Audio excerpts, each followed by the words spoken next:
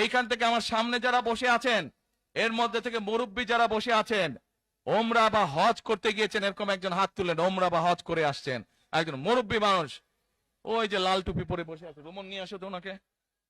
আপনি আসেন দেখি সামনে, সামনে আসেন, আমার কাছে আসেন।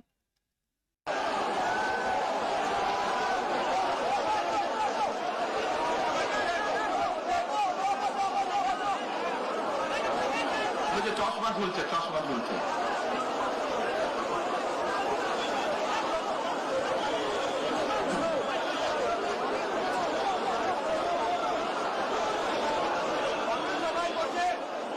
আপনারা বসেন, উনি এখনই মঞ্চ উঠবে, আপনারা সবাই দেখতে পারবেন কে মানুষটা।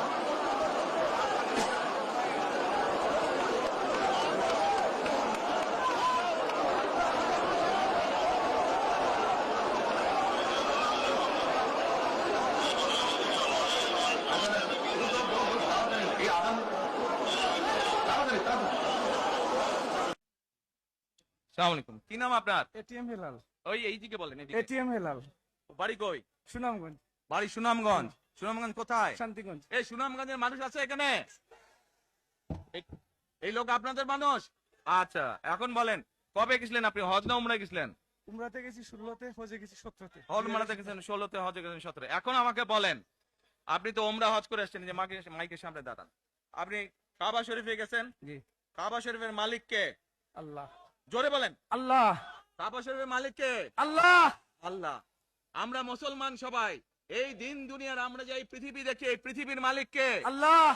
এই সূর্য নক্ষত্র যা দেখি তার মালিক কে? আল্লাহ। বেহেশতের মালিক কে? আল্লাহ। দোজখের মালিক কে? আল্লাহ। আচ্ছা দাঁড়ান, এবার আপনি বসেন এখানে। আপনারা সকলেই সাক্ষী দিলেন দোজখের মালিক আল্লাহ, বেহেশতের মালিক আল্লাহ, এই পৃথিবীর মালিক আল্লাহ, কাবার মালিক আল্লাহ। আরে ভাই, যেটার মালিক আল্লাহ সেটা কি অন্য কেউ দেওয়ার ক্ষমতা রাখে? রাখে না। তাহলে কি দাঁড়ালো? নির্বাচনের আগেই একটি দল এই দিব ওই দিব বলছে, টিকিট দিব বলছে না? যেটার মালিক মানুষ না, সেইটার কথা যদি সে বলে, এক শিরকি করা হচ্ছে, হচ্ছে না?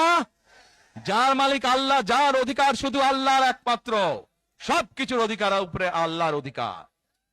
কাজেই আগেই তো আপনাদেরকে ঠকাচ্ছে, নির্বাচনের ফলে তাহলে কেমন ঠকাবে আপনাদেরকে বোঝেন এবার।